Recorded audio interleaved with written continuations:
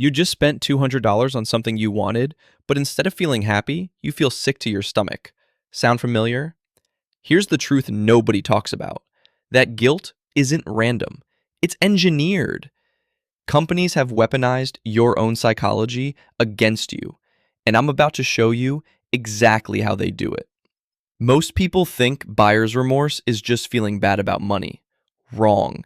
It's a calculated psychological response that retailers study, measure, and deliberately trigger. They want you feeling guilty because guilty customers become repeat customers. By the end of this video, you'll understand the exact psychological mechanisms making you feel terrible after purchases and how to break free from them completely. Your brain has something called loss aversion. You feel the pain of losing money twice as strongly as the pleasure of gaining something. Even when you buy something you genuinely want, your brain focuses more on the money you lost than the item you gained. This creates immediate psychological conflict where the negative feeling overpowers the positive one. But here's where it gets manipulative. Retailers deliberately price items at amounts that trigger maximum loss aversion while minimizing satisfaction. They've discovered the exact price points that create the perfect storm of buyer's remorse. This makes you seek relief through more shopping, creating an endless cycle where guilt drives purchases, which creates more guilt. They also time everything strategically. Ever notice you feel worse about purchases made late at night or when you're stressed? That's not coincidence. That's when your rational brain is weakest and your guilt response is strongest. Your brain also experiences cognitive dissonance after purchases. This is the uncomfortable feeling when your actions don't match your beliefs about yourself. If you see yourself as responsible with money, buying something expensive creates psychological tension. Your brain tries to resolve this by either justifying the purchase or making you feel guilty. Companies exploit this by creating products that appeal to different parts of your identity simultaneously. They make you want something that conflicts with how you see yourself, guaranteeing internal conflict after buying. This keeps you thinking about their brand and often leads to more purchases as you try to resolve the psychological tension. Social media has made this infinitely worse. Now every purchase becomes a public statement about your values. You're not just dealing with your own guilt, you're worried about judgment from others.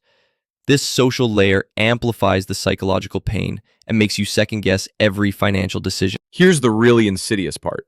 Companies use buyer's remorse as a sales tool.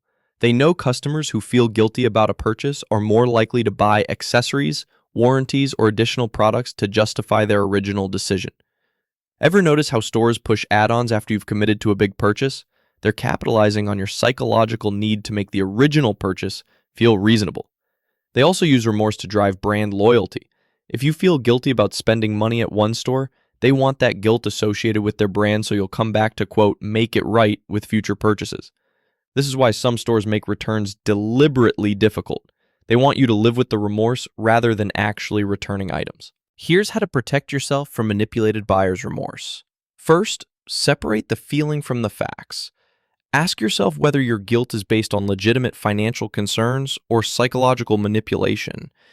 If you can afford the purchase and it serves a genuine purpose, the guilt is likely artificial. Second, avoid shopping when you're tired, emotional, or stressed. These states amplify remorse regardless of whether the purchase is reasonable. Third, implement a cooling off period for significant purchases. Walk away, sleep on it, and see if you still want it when you're in a neutral emotional state. Finally, reframe spending as investing in your life rather than losing money. When you buy something that genuinely improves your life, you're not losing money, you're exchanging it for value. The goal isn't to never feel anything when you spend, but to make sure your feelings match reality rather than psychological manipulation. Remember, companies profit when you feel guilty about spending because guilt drives more spending, not less. Break the cycle by understanding when your remorse is legitimate versus when it's manufactured.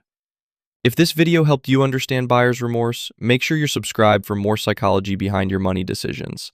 Thanks for watching, and I'll see you in the next one.